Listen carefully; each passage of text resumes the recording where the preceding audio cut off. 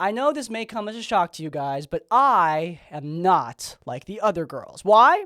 Because I don't use TikTok. I know. Hold your thoughts. But seriously, I have never been a big TikTok girly, and look, I don't have anything against the platform necessarily. Okay, I have a few things against the platform, but we really don't need to get into it. Look, the point is that TikTok has some awesome D&D content, just like over here on YouTube.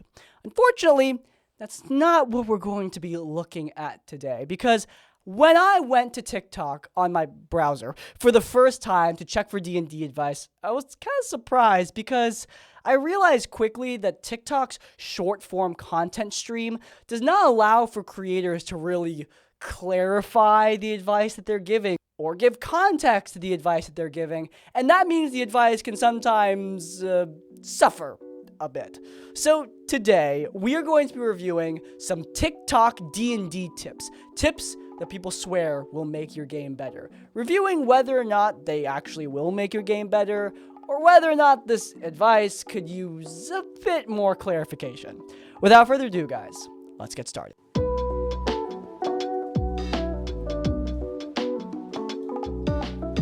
Now, before we get started on my hater arc, I want to say, this isn't actually a hater arc. These creators are all awesome. They each give really amazing D&D advice, but like I said earlier, the short form format of TikTok leaves little room for context. And I do think for these specific pieces, some context is needed. This isn't necessarily terrible D&D advice. It's just advice that could use some refinement. You know what I mean? So yeah. Absolutely no hate. These people are awesome. And try not to over-prep. You can write a really simple, bare-bones plan and your players will fill in the blanks. The less you prep and plan, the more flexible you'll be when the players inevitably do something totally unexpected. This is a classic one. Ginny D already made a whole video about this topic that apparently got her a lot of hate for some reason, even though, come on, she was 100% correct in that video. Look, am I saying that you should over-prepare every session, write 10 pages of notes for every single game?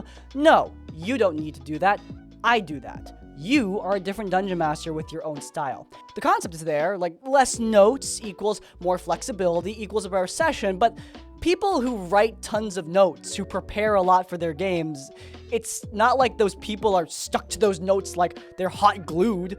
Like, no, they are still able to be flexible within the wider bounds that they have created for themselves. The notes are an assistance. Preparation helps to make improv easier. With the amount of people out there saying, oh my god, D&D combats, they're so sluggish and boring and terrible and hard to balance and I don't know what to do. And the amount of people who say, yeah, I don't prep anything for my games. I don't even take notes. Like, I improvise it all on the spot. Like, look, I'm not saying those two audiences are usually one and the same, but I'm just saying I'm pretty sure those two audiences are largely one and the same. Look, you have to prep some things at least a little bit. It's not just for combat too. If you take notes for a city or an NPC, it's gonna be a lot easier for them to be played at the game table. And if the players don't meet that NPC or go to that city this session, that's okay. You can just do it another time. People act like notes and prep are like a chained weight that will bring you down to the bottom of the ocean. It's the opposite. They're a buoy that holds you up when you're getting overwhelmed. If you have fun improvising sessions, good for you. I think that's awesome. I have fun improvising sessions. But for me, my players are taking a lot of time out of their day to be at my games. And there are many times where I, as a player, have gone to a session and left very disappointed because I thought it was very clear the DM had very little prepared, where I felt like the world was tiny, the characters were bare bones, etc. And maybe prep wouldn't have helped with that. Maybe the combat would have been just as bad if they spent a few hours ironing it out. But I don't know, man. Just try at least. If you have the time, go through your notes, write some notes, go through your combat, read through the stat blocks. Try to find ways to prepare a bit. A good mix of both is healthy. And I think the idea that less prep means an automatic better session, I think that's actually specifically unhealthy. Things I wish I knew before I started DMing, part 69. D&D is extremely lore heavy, and thus it will require you to learn to read. This took me a long time to overcome. So this one, almost definitely satire. However, the comments under this post are not satire. They probably didn't detect that this guy was almost definitely joking. Because, yeah, you don't need to know in depth the lore of the Forgotten Realms universe or any universe that you're playing in for any TTRPG. However, for games like Dungeons & Dragons or Pathfinder, being a bit more fast and loose with the lore, most players aren't going to notice. The comments reflected this, a lot of people saying, like, I've never read any bit of D&D lore. I homebrew it. And that is a big response when people talk about the lore of D&D. Like, people talk about how they create their entire world on their own, and you know what? That's great. I did the same thing. However, a lot of the comments under this video were talking about taking a lot of time to flesh out their world before they even start playing. Instead of spending all this time reading the books, they wrote their own books before they even got started. And I think that's really cool, but it's largely unnecessary. Lore in D&D, at least from my perspective, is like... Okay, I don't really know how to describe. Oh, it's like those escalator things in airports. You know, the ones that are on the ground and you walk on them and you go faster. Like, those things are awesome. They help me get from point A to point B. However, are they completely necessary for me to walk in the first place at all? No. They're helpful, but they're not entirely required. If you have the time to build that escalator and put it into the airport, that's great. But if you don't have the time or the cash, then, you know, I'll get to where I'm going just fine. That's probably a really bad analogy, but we're keeping it in the video. Lore is like that in the sense that for me, lore helps as like a bouncing off point. When I'm struggling to figure out the concept of a session, I'll look back on the lore that I've written over the past couple years and see if that's going to help me to flesh out this game, to figure out what the next threat is going to be, the next location, or some such. The context of your lore helps you to create things. But, just like that escalator, you can create things without having a massive pre-established world written. If your D&D party struggles to roleplay, try using roleplay prompts the next time your table has some downtime. Let's say your party's gathered around a campfire. One player starts by choosing someone else to be their scene partner. Then, the scene partner rolls on a table full of fun but open-ended prompts, such as caught red-handed or a mutual enemy. Okay, for the record, I actually think this is pretty good advice, though. I just think that some of the more specifics are a bit flawed. I do really love Connie, who made this video. They make some really cool content. They have an awesome actual play. I totally recommend it. But yeah, for the sake of new players, I do think having this degree of structure can actually be somewhat unhelpful. Again, it's all about the sweet spot. For context, I actually did teach speech and debate. I was a coach. I taught kids how to speak improv and how to give written speeches in front of judges and took them to state and blah, blah, blah, blah, blah. It was all a lot of fun. These exercises are similar to the kind of exercises I would use with those kids, sort of get them warmed up. For them, I think that this is good. If you're in theater, I think this kind of thing works. But when you start using terminology like scene partner and you start structuring things too tightly, I think it really loses the fidelity of role-playing in a tabletop role-playing game. Like, plays in theater have a script. Speech and debate is being judged by judges. This kind of structure is appropriate when I'm teaching there. But D&D is a game, and having this kind of terminology can really turn people off from even trying roleplay in the first place. It's a small thing, I acknowledge that, but it does matter. If I say the word pick your scene partner to my brand new group of players, they're gonna stare at me and blink like this. Now, I do think the idea of isolating specific players and giving them prompts, that is a great idea and exactly what I do in my games that are less roleplay heavy to encourage roleplay. So if you shouldn't do it like this, how should you do it? Look, I'm gonna be real, there are plenty of times where players will just isolate themselves. I've never played with a D&D party where they're stuck together like glue at all times. Splitting the party is something people do all the damn time. I'm not talking about like a dungeon. I'm talking about like when they're roaming through the city or they're taking watch. I mean, think of the amount of times where players are just isolated and by themselves. It happens freaking constantly. Use those opportunities to create roleplay. During long rests in my game, I have players take shifts, and in those times, they're isolated. At that point, I have them roll in a random encounter table, and then we roleplay it out, because the encounters that I do are basically always non-combat. I think another problem with the advice in this video is the prompts themselves. The prompts that they put forward are stuff like caught red-handed, which frankly, way too vague. Without teaching the speech and debate kids, like that's the kind of prompt that would make a dude just sit there stuttering.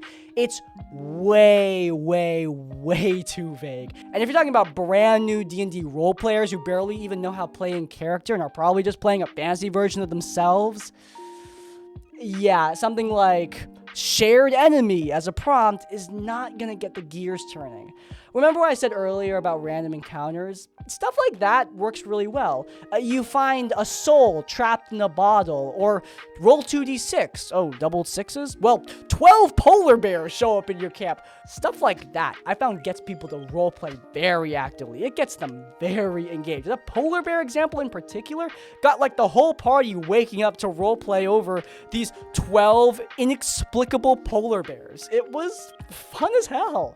Look, when you're trying to get people to roleplay, you need to make it as accessible as possible. Make it look so casual and easy. It's a big reason why I try to roleplay with my party. If I'm doing character voices and acting the fool while they can be the straight man, it's a lot easier for them to get into talking in character, to thinking about in character. But when you start using terminology like scene partner, start structuring too heavily, I find players are going to lose that interest in the RP. Again, the concept is definitely here. Isolating players, giving them random prompts, those things are great. I even like the idea in theory of like the scene partner in general, where you pair off certain players that work really well together. I would advise, as you continue to grow as role players with the rest of your group, integrate that kind of thing. But doing it all at once, I don't think it works. I got another dollar store D&D hack for you. Y'all ever seen these, where you rotate it around and try not to get the little metal ball into the holes? This is your next dungeon. You can literally just copy it. Look, that's perfect. Alright, so the advice in the video is just good advice. I think that this is good advice, but I will clarify that if you are running dungeons, custom dungeons, and you always use a maze-like pattern for them at every single turn, that might get old. Like, when I think of my favorite video game dungeons, like Grasp of Avarice from Destiny 2, for example, I love that dungeon to death. That thing's not really a maze. It's very rare that I find a maze dungeon that intrigues me in modern gaming. Again, using the cube to generate those labyrinths, great idea. Just make sure not to do it too much because it can get repetitive. No, the real bad advice I actually want to talk about comes from, yet again, the comments. Because if you want to make a TikTok better, you always look at the comments, right? Now in the comments of this TikTok, a lot of players recommended using puzzle cubes like this one or maybe like a Rubik's Cube to physically challenge your players to a puzzle. Instead of opening a door with an Arcana check, they have to solve some kind of small physical puzzle that you give them. Now I want to make this clear. Using physical props to immerse your players, 12 out of 10 tip. If you have the time to do that, I think it's something that you should absolutely invest in. It makes my players so giddy whenever I take out something and hand it to them. They always feel like it's so cool, like the world is coming to them. And especially at neurodivergent tables, I found that having physical stuff in front of me helps me to focus like a lot more. But if we're talking about challenging your players with a puzzle, using physical puzzles like this ball maze is a great way to get your players really pissed off. Look, as a kid, I love these ball mazes, but it did take me a couple minutes to work through them, and making the rest of the party wait while one guy tries to figure out how to get this ball into the goal. Not fun. I think the concept is there. I can definitely see where these commenters are coming from with the idea of like a physical puzzle, but the puzzle has to be something that everyone can work on together and do relatively quickly to get back with the game. Obviously, it'll work great if the player can solve it in 10 seconds, awesome, but that's not going to happen every time. And do you really want to run the risk of playing in a universe where a player takes forever on one of these silly physical challenges and holds up the game and everyone's frustrated? Yeah, I don't think it's worth it. Just look up some silly riddles with an intelligence check as your backup. I think it's not a perfect solution, but I think it's a better one. I do not let my players ask for ability checks while we're playing the game. What do I mean by this? If you're about to talk to a guard or talk to a shop owner, you're like, can I make a persuasion check? Nope. I know there's a bunch of obstacles in my way. Can I make an acrobatics check? Nope. Can I make a perception check to see what I see? Nope. I do not want my players to be thinking about the game from this meta level of making checks and thinking like This that. guy's a friend of some friends, so I don't want to rag too hard, but I think this advice applies to a very ultra-specific subset of players. That is not me saying, oh my god, people who roleplay, barely anyone actually describes their actions in combat or talks in character. No one actually does that. It's just YouTubers who are making that up. No one plays D&D like that. Everyone plays D&D like me, who never roleplays at all in the roleplaying game. No. Tons of people speak in character. Tons of people describe their actions in roleplay and combat. But those people usually do that without any prompting at all. In fact, me trying to prompt them in the first place might create some problems. There are times where I, as a role player, will just say, hey, I want to lockpick this thing, and I'm trying to come up with the idea of how I lockpick it while I'm rolling. If somebody cut me off and said, but how do you lockpick it? That would kind of take me out of the game. That would annoy me, even as somebody who wants to give those descriptions. This kind of prompting for people who want to do this is just unnecessary and, at worst, unhelpful. Now, you might be thinking, well, that guy's not talking about those players. This guy's talking about players who don't actively describe their actions in combat or in roleplay. And to that I say, in that case, it's even worse. Now, for the record, I, like many Dungeon Masters, will get annoyed if somebody's just I roll persuasion. Roll persuasion for what? Against who? What do you want? How do you do it? Blah, blah, blah, blah, blah. I don't want you to be that bare bones about it. But this guy's talking about, every single action. But if you want people to give you a description, putting the spotlight on them by stopping them from acting and asking for a description directly from them while everyone else is waiting for their turn in combat, or everyone else is waiting to move on with the roleplay, that is just going to create a lot of unnecessary pressure. I'm pretty comfortable speaking in public, but if somebody put that kind of pressure on me, especially as a new player, my ass would crumble. That would suck. A big reason why this advice is problematic is because people who describe their actions usually think about it in advance. They get ready. If you suddenly shine the spotlight on somebody who's not ready, they're going to freak out. It's going to disrupt the game. It's going to make the game way worse. And this is in Dungeons and Dragons. Thinking about more complicated combat games like MCDM's Draw Steel, for example, in that game, one action can result in a cascade of triggered actions. And there, somebody stopping the presses to make someone describe something is going to way slow everything down. Again, I don't mind slowing down if somebody has a description ready. I love when Liam O'Brien describes Orm's sword swings or Caleb's spells. It's my favorite part of watching Critical Role combats. It's so cool. But Liam thinks of those things before he says them. He ums and uhs for max 1 second. He's prepared.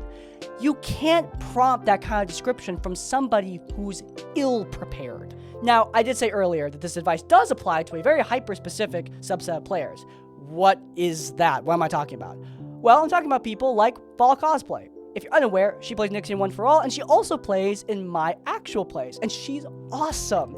And she, in case you haven't watched my actual plays, you should, but she roleplays a lot. She talks in character a whole 9 yards. However, she often doesn't think of the physical actions of her character.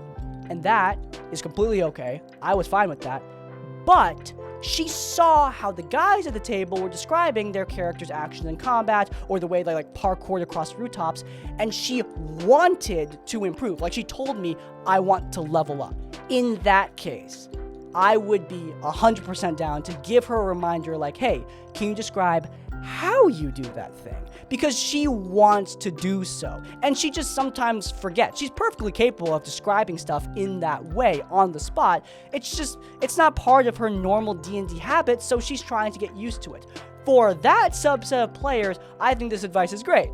But that's a very specific group of people, like I said. And for the rest, it's either cumbersome for people who already are doing these roleplay descriptions, and it's anxiety-inducing for people who don't do this kind of thing already.